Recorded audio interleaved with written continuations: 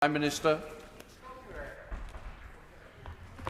Mr. Speaker, the last 12 months have been the most difficult for a generation, and I know that the thoughts of the whole House are with all those who have lost loved ones during the pandemic.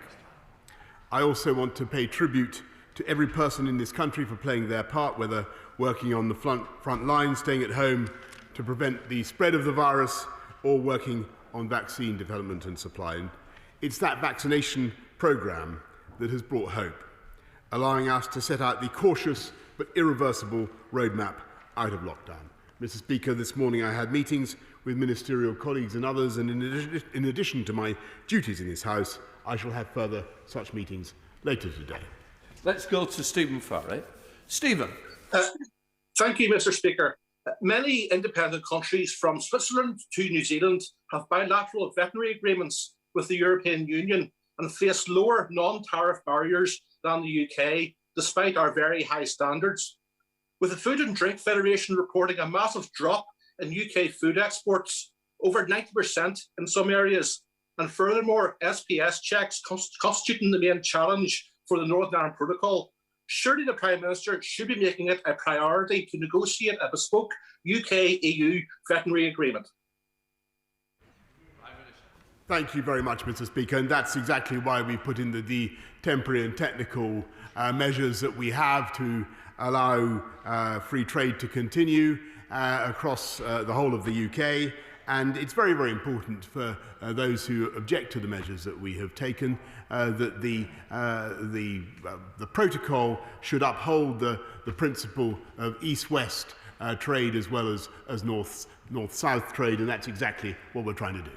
Thank you, Mr. Speaker. In Sussex, by the end of this week, we will have delivered 1 million COVID jabs. Will my right honourable friend join me in paying tribute to the local vaccine heroes, in particular Adam Doyle and his leadership in Helsham, Charlotte Luck in Uckfield, and Dr. Susie Padgham in Crowborough? And will the Prime Minister agree with me that the UK's success is built on the confidence that people have in the fantastic vaccine technology, and should and when our constituents get contacted for a vaccination, they should definitely take up the first available appointment? Well, I can certainly join her, my honourable friend, in paying tribute to Adam Doyle and Charlotte Luck and Dr. Susie Padgham for all their efforts, and she's completely right in what she says about the foundations of the UK's vaccine success. And I had my jab on Friday, Mr. Speaker. I don't know whether you've had yours, or you certainly have, but I know he's had his. I encourage everybody to get it. We now come to the Leader of the Opposition, the Right Honourable Keir Starmer. Thank you, Mr. Speaker. Can I start with joining the Prime Minister in his remarks about yesterday's day of reflection for the 126,000 people who lost their lives to COVID. That's a shocking number, and behind every one of those numbers is a grieving family. As soon as restrictions lift, there must be a full public inquiry, because that is the only way we can get to the bottom of the many mistakes that were made during the pandemic and find justice for those who've suffered so much. Mr. Speaker, why did the Prime Minister promise at the last election that he would, and I quote, not be cutting our armed services in any form? Mr. Speaker, that was because what we were going to do was actually increase spending on our armed services by the biggest amount since the Cold War, £24 billion, modernising our armed forces, keeping with no redundancies, Mr. Speaker, keeping our army at 100,000 if you include the reserves. And I must say, I take it slightly amiss from the right honourable gentleman when he stood on a manifesto to elect a man who wanted to pull this country out of NATO, Mr. Speaker. Keir Starmer. Mr. Speaker, he's fighting the last war, but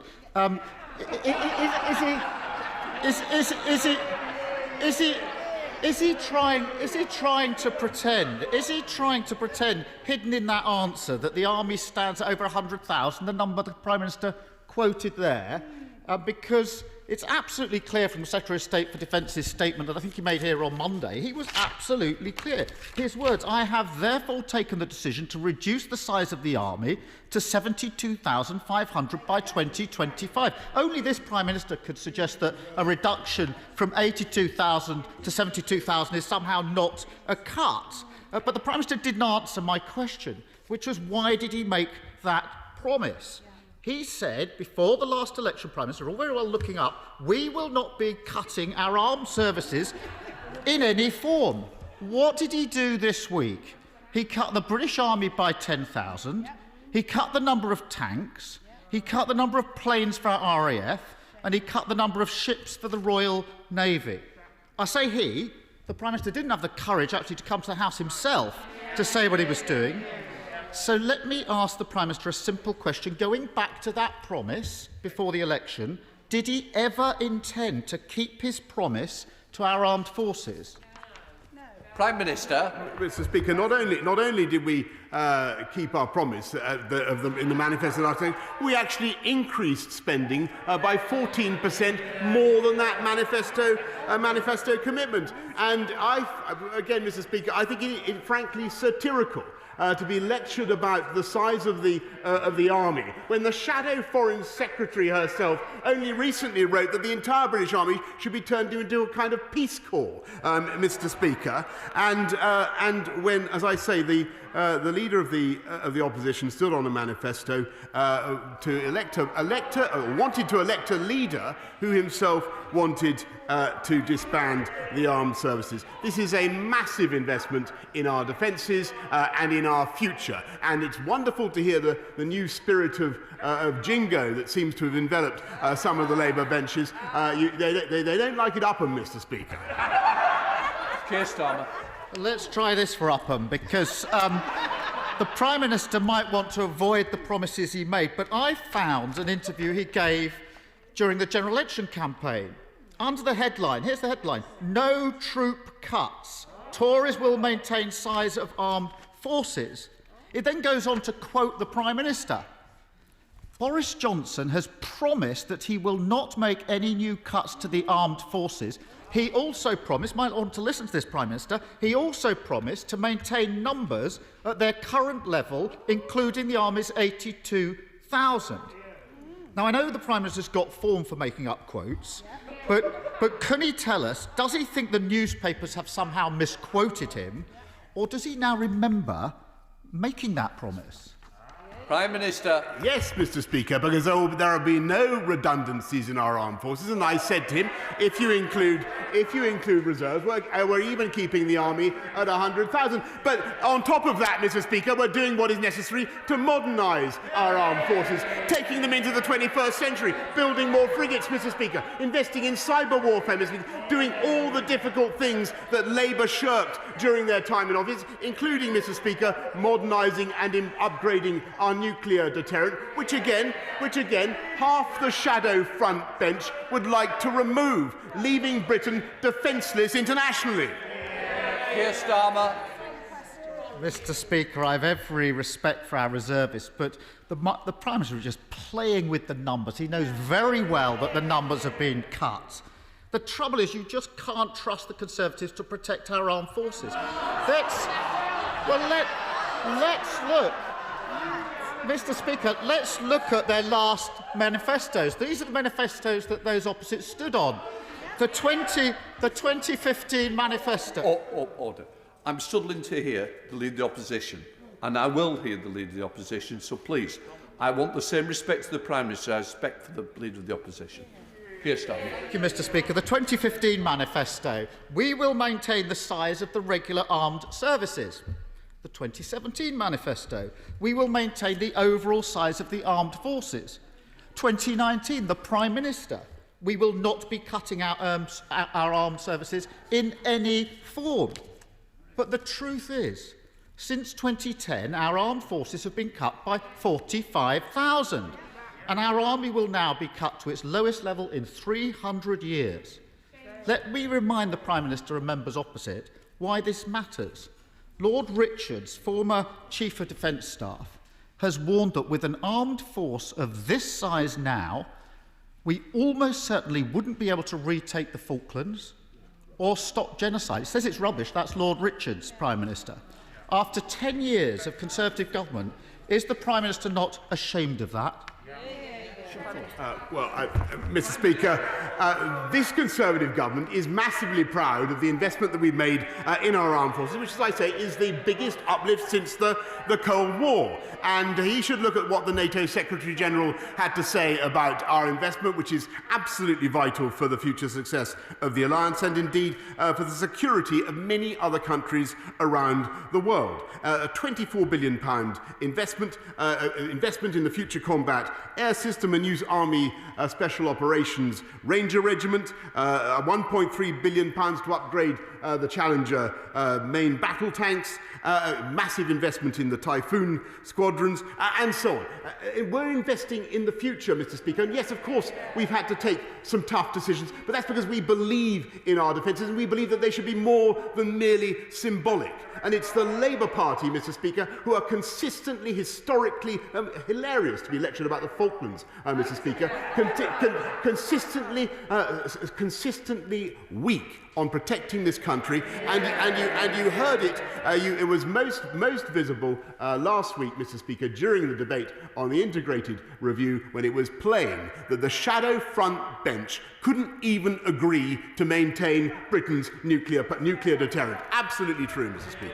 Keir Starmer. Mr. Speaker, what's weaker than making a promise to our armed forces just before the election, then breaking it and not being prepared to admit it, not having the courage to admit it? And there's a pattern here, Mr. Speaker. He promised the NHS that they would have, quote, whatever they need.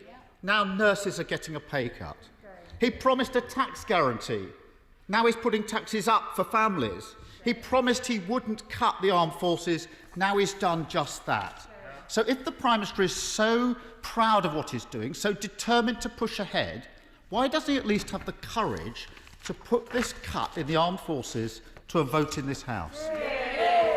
Prime Minister. Mr. Speaker, I'm proud of what we're doing to increase spending on the armed forces by the biggest amount since the Cold War. The only reason we can do that, Mr. Speaker, is because under this Conservative government we've been running a sound economy, and it's also because we believe in defence. We've been getting on with the job. He talks about nurses and investment in the NHS. I'm proud of the massive investment that we've made in the NHS, and actually we have 60,000 more nurses now in training, and we've increased their starting salary by 12.8%. We're getting on with the job, Mr. Speaker, of recruiting more police, 20,000 more police. I think we've done 7,000 already. While they're out on the streets, Mr. Speaker, at demonstrations shouting, "Kill the bill," Mr. Speaker. That's the difference. That's the difference between his party and my party. We're pro-vax, Mr. Speaker, we're low tax, and when it comes to defence, we've got your backs, Mr. Speaker.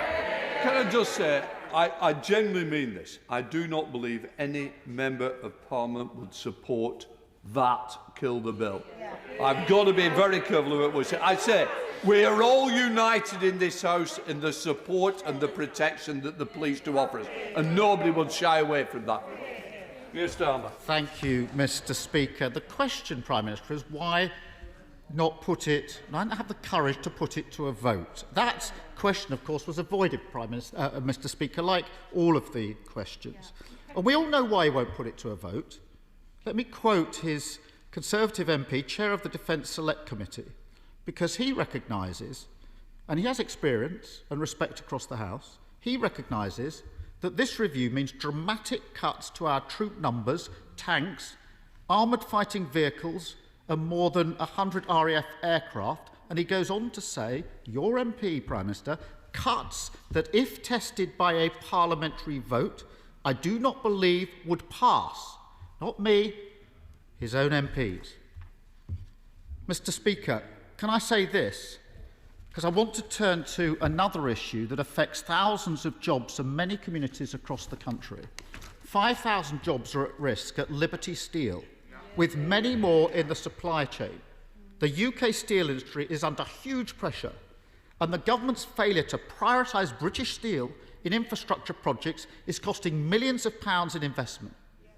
So will the Prime Minister now commit to working with us and the trade unions to change this absurd situation, to put British Steel first and do whatever is necessary to protect those jobs?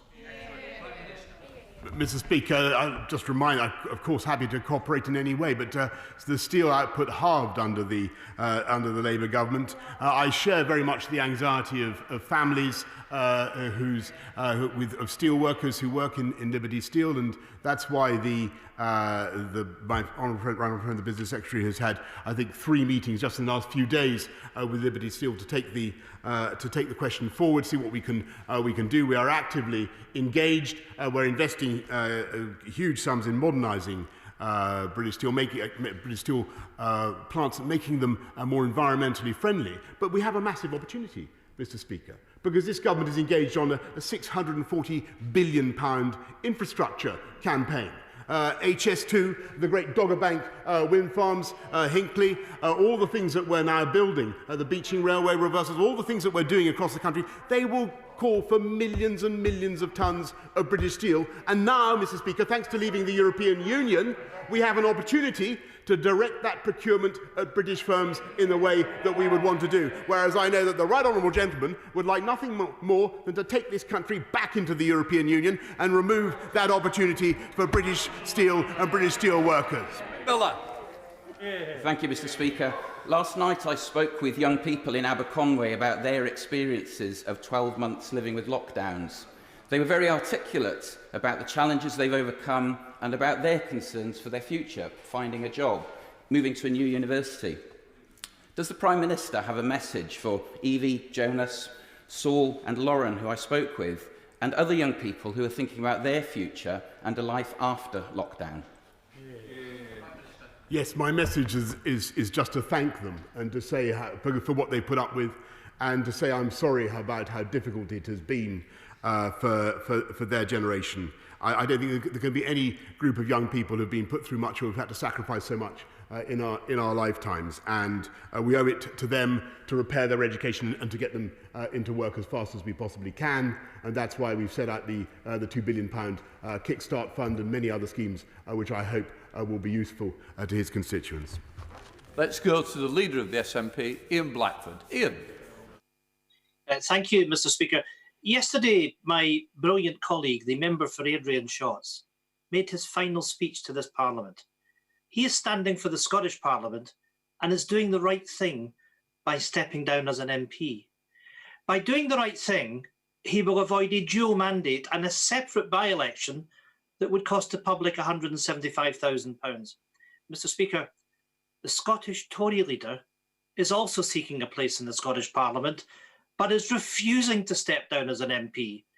So, as his boss, will the Prime Minister order the member for Moray to resign his seat, avoid a dual mandate, and save the taxpayer £175,000?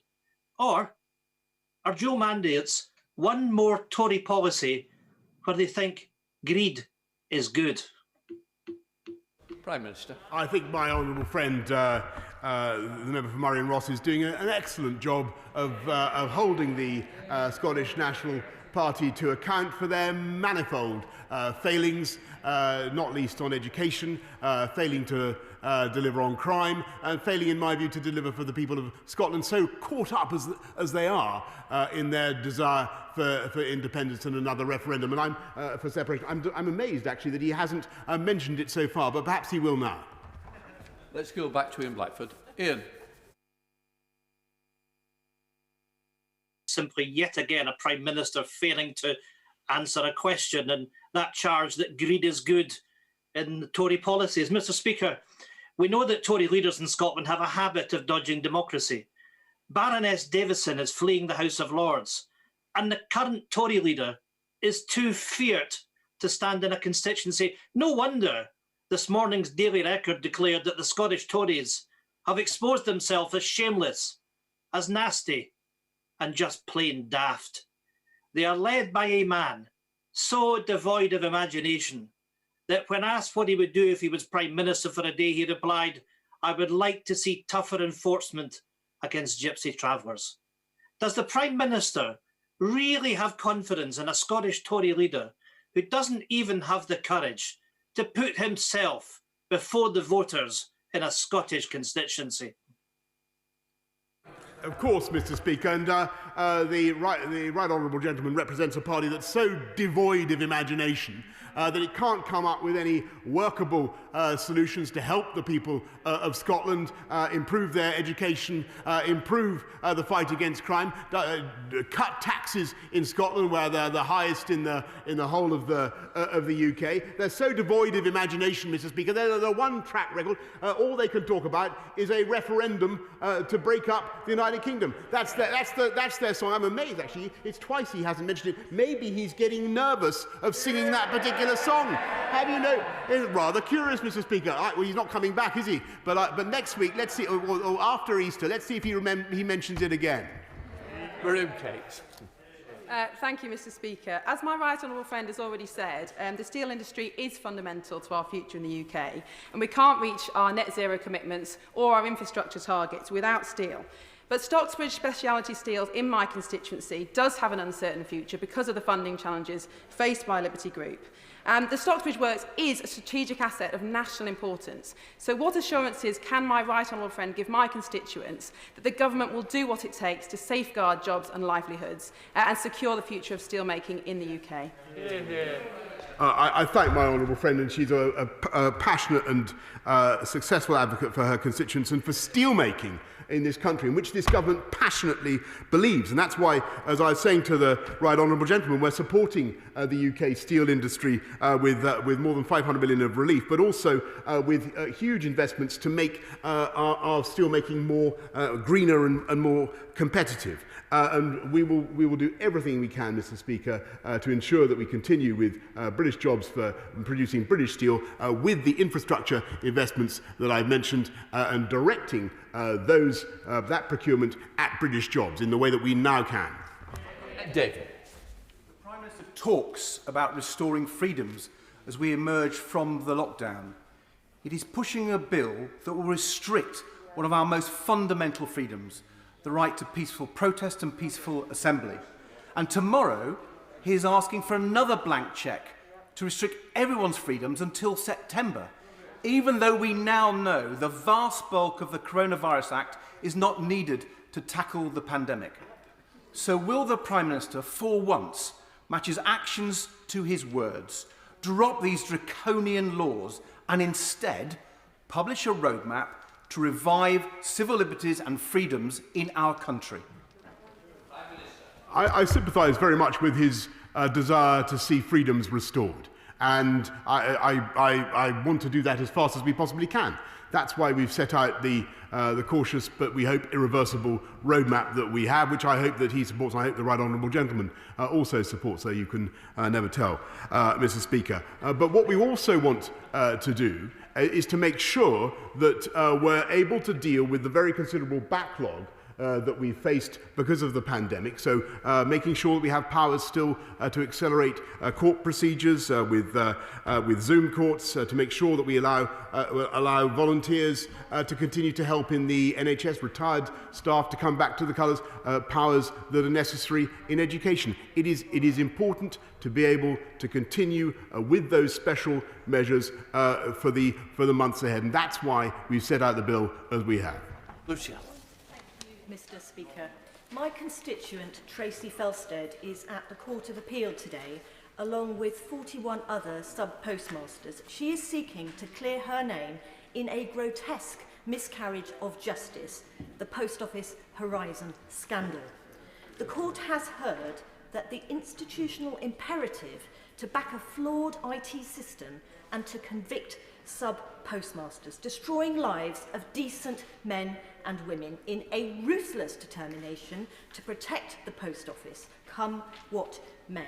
Taxpayers will be picking up the bill for this multi-million-pound reckless wrongdoing.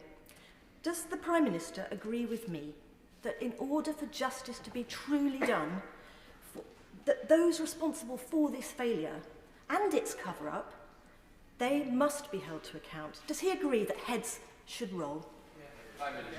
Well, Mr. Speaker, we've certainly I certainly understand my honourable friend's strong feelings on this issue, and her campaign is one I think that is shared by many members across this House, and that's why we launched the Post Office Horizon IT inquiry, which has made actually quite fast progress. And yes, we do want to learn the lessons. Yes, we do want to make sure that the right people are held to account for what happened, and that the Post Office never repeats a mistake like this. Let's go to Alan Dorrans. Alan. Thank you, Mr. Speaker, and good afternoon.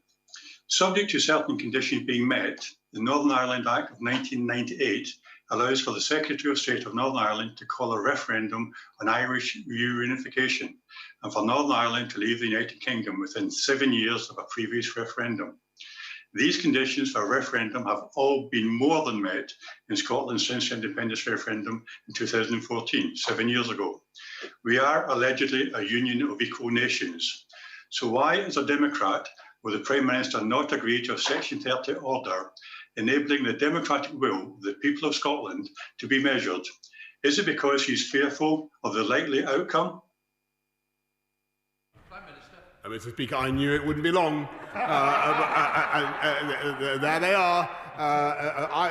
The reason, Mr. Speaker, there's a couple of reasons. First of all, as senior members of his party said, it was a once-in-a-generation event in 2014. I think the point of view that is shared across the House, and quite rightly. But the other reason, which is absolutely plain to most people in this country, is that we're all trying to build back better, get out of a pandemic, and I think that is the priority for the British people. I think it's the priority for the whole country, and I think people are frankly amazed to hear the Scottish Nationalist Party still, in these circumstances, banging on about their constitutional obsessions.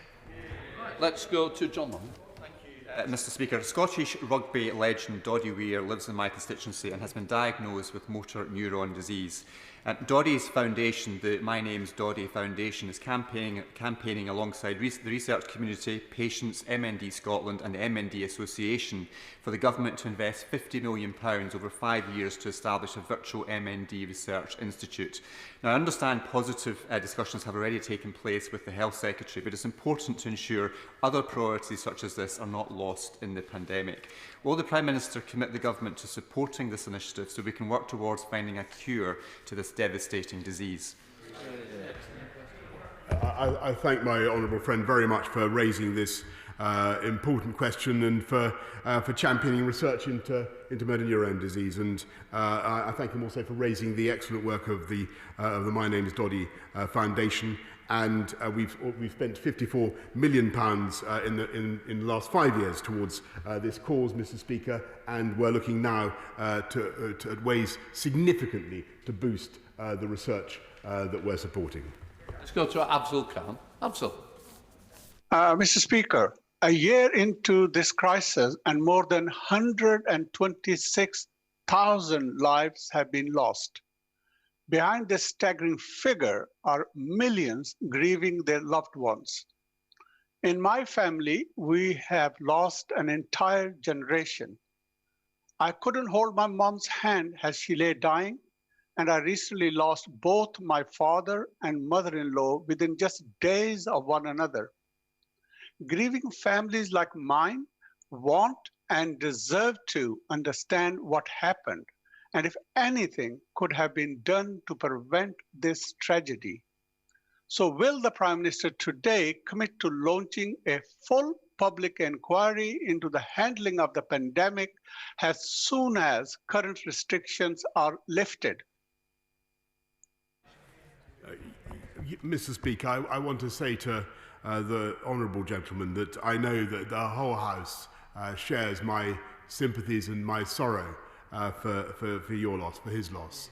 And we sympathise also with his entire family, Mr. Speaker. And I know that his experience is one, as he rightly says, that has been shared by far too many families up and down the country. And that is why we are, of course, committed, as soon as it's right to do so, as soon as it wouldn't be an irresponsible diversion of the energies of the key officials involved, we are of course committed to an inquiry, to learn the lessons, to make sure that something like this can never happen again.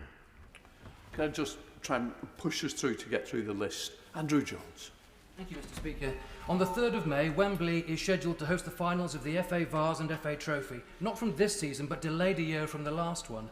But that date means that no fans can go, even though a trip to Wembley to follow their team is like a holy grail, especially for the smaller clubs.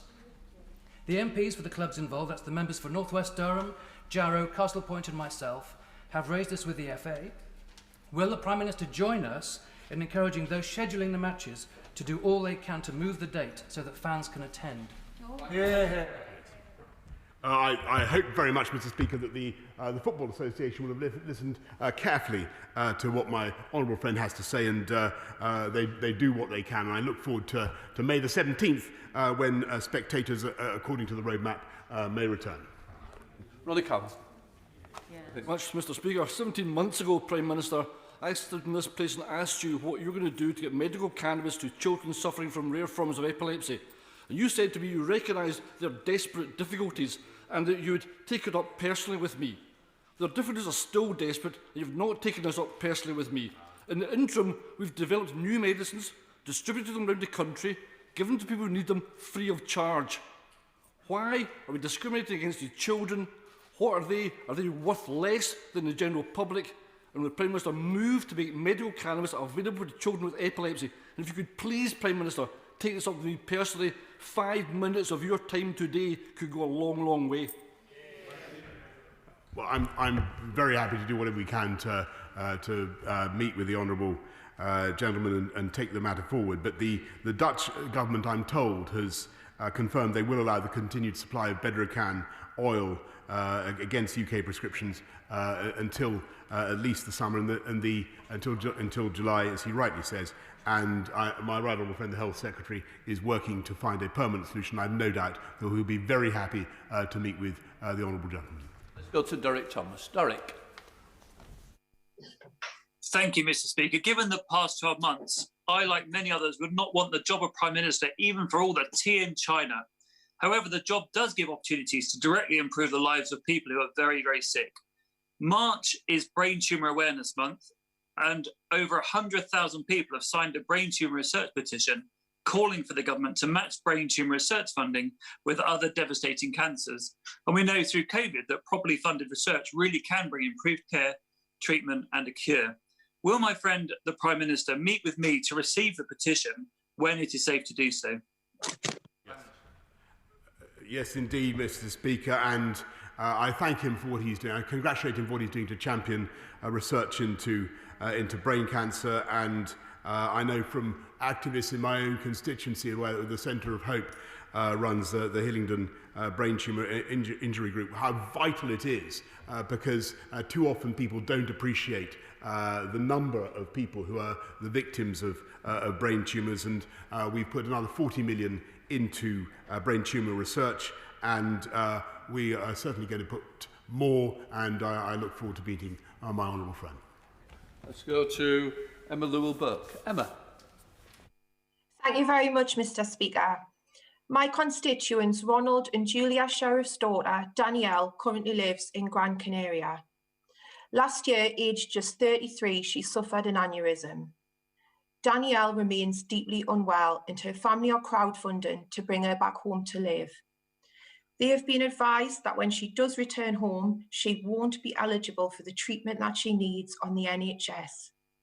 Please, can the Prime Minister support the crowdfund for Danny and give his personal assurance that she will receive the care that she needs from our NHS? I thank her very much for raising the case, and my deepest sympathies with Danielle and her family, and will make sure that the relevant health minister meets her to discuss the case as fast as possible. Right, let's just go to Kelly Tolhurst. Kelly. Thank you, Mr. Speaker. 40 years on from my predecessor, Dame Peggy Fenner's opposition to the closure of Chatham Dockyard with the loss of thousands of jobs, I am now opposing the closure of what today is Chatham Docks. With the loss of over 1,000 skilled jobs, this regionally important asset home to successful maritime and construction businesses, all growing in spite of COVID to make way for flats, short-term profit for the landowner at the expense of long-term economic and environmental benefit. Does my right honourable friend agree with me, local councillors and the Save Chatham Docks campaign, that coastal infrastructure plays a significant role in the growth of our local economies, creating jobs in clean maritime technology, contributing to our net zero ambition? Yes, Mr. Speaker, one of the reasons why we put £24 billion into defence alone is that it drives 400,000 jobs around the country, including the building of new frigates and new ships of all kinds. And I hope very much that Chatham will benefit from the £100 million funding we put in the 24th of December to rejuvenate coastal towns. The matter she raises, the planning issue she raises, is a matter for the local council, but I do hope a solution can be found which gives the benefits that she describes for the local community. Let's go to Paul Blomfield. Paul. Thank you, Mr. Speaker. Last night I met again with leaseholders whose lives have been torn apart by the cladding and building safety scandal. Now, the Prime Minister will recall that he told the House on the 3rd of February, and I quote, "No leaseholder should have to pay for the unaffordable costs of fixing safety defects that they did not cause and are no fault of their own. No ifs, no buts, an unequivocal pledge." Now, the government's measures so far fall well short of fulfilling it. So could the Prime Minister say now, not what has been done, but what he will do to deliver his promise? Mr. Speaker, in addition to the £3.5 billion of investment that we're provided to remediate the cladding and the 1.6 billion that we've already done, we're providing a new scheme for leaseholders in the lower risk buildings of I think the kind that he's describing to pay for unsafe remediation over the long term, and there will also be a new levy and tax on developers so that they also contribute to the remediation costs. Sir Mike Penny. Very much, Mr. Speaker. Before the Prime Minister became Prime Minister, we had a discussion to do with the prescribed medical use of cannabis and how it was helping to save really seriously ill children, not hundreds of thousands, but about 150. We changed the law in November 2018 to make it legal for these prescriptions to be written, prescriptions written by top consultants. Today, we have 3 children that have it free on the NHS, and around about 150 children that have to beg and borrow their families and remortgage their homes so that they can actually pay around about £2,000 a month. Prime Minister, this is wrong. As a father, like I am, you would do everything possible for your families. And these families are doing everything possible for their children. Can we have a follow-up meeting to the one in 2018 where I will bring one of the mothers who actually gets it free, not to stop her getting it free, but to explain to the Prime Minister how wrong this is, that children's lives are going to be lost if we have to go through the process that the NHS is proposing. Well, Mr. Speaker, this is the second time I've asked. I thank my right honourable friend very much, and he's right to raise it, and we will make sure that we have a proper meeting with the Department of Health so that we can resolve the issue of how to make sure that the Bedrocan or the cannabis-based products that are coming from Holland, that supply can be made secure and can continue. Don Butler. Thank you very much, Mr. Speaker. And Mr. Speaker, can I personally thank you for your support for Parliament's COVID memorial quilt. Prime Minister, after PMQs, I will be presenting my cross-party private members' bill, the Coronavirus No. 2 bill, to Parliament. It's based on scientific advice, sage guidance and lessons learned. Will the Prime Minister please commit to reading this bill and please provide me with a written response, maybe by tomorrow? I know that's a bit of a long ask, but if not, within the next 2 weeks. Thank you.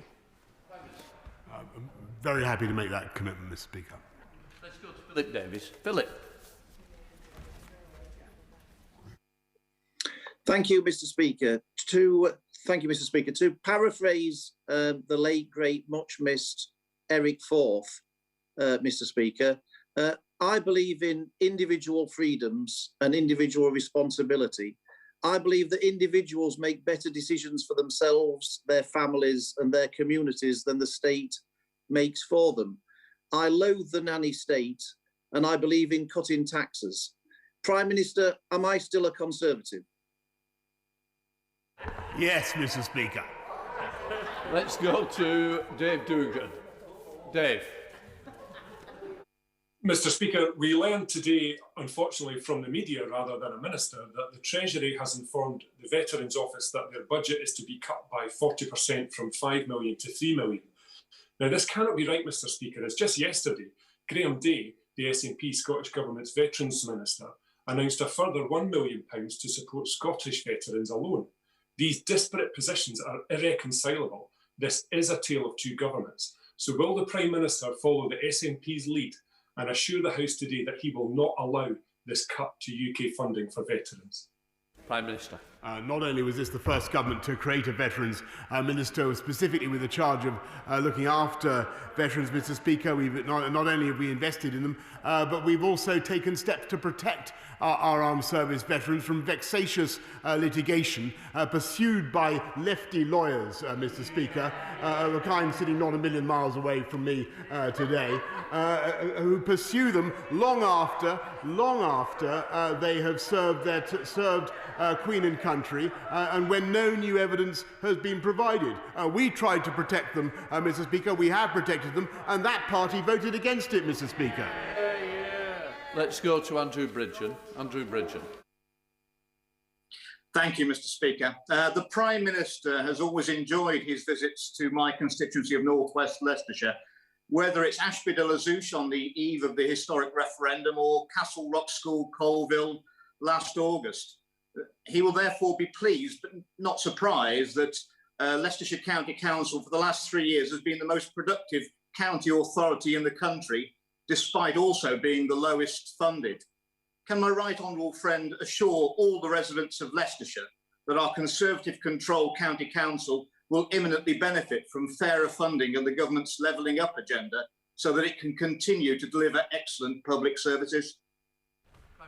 Yes, Mr. Speaker. I thank Leicestershire County Council for the way they're conducting themselves and for delivering value for money. And that is what the elections that are coming up in May are all going to be about, Mr. Speaker. Invariably, it is Conservatives who deliver better value, who deliver better services and lower taxes. And that is what Leicestershire County Council has done, and I congratulate them on it, and I fully agree with what my honourable friend has said. Chris Elmer. Very grateful, Mr. Speaker. The government has said that the Community Renewal Fund is a fantastic opportunity for Wales, yet Bridgend County is not listed as a priority place for the fund. And on the 10th of February, at the dispatch box, the Prime Minister invented, and I quote, a world-leading battery plant for Bridgend in response to the significant job losses we've faced across my county borough in the last 2 years, something the Prime Minister has still refused to apologise to my constituents for. When will he stop treating my constituents as an afterthought, keep true to his promise of not a penny less for Wales, and ensure that he brings real investment to my constituents in Ogmore? Well, I can tell that the honourable gentleman in Ogmore and across Wales, the people of Wales and the Welsh Government will receive an additional £5.2 billion of resource funding on top of the spring budget funding of 2020-21. 800 million of the Levelling Up Fund is going to the devolved nations, and each local authority in Wales, will receive £125,000 in capacity funding, and I look forward to working with him and with Welsh local government to deliver those improvements. That's the final question. I'm now suspending the House for 3 minutes to enable the necessary arrangements before we start the next business. Order.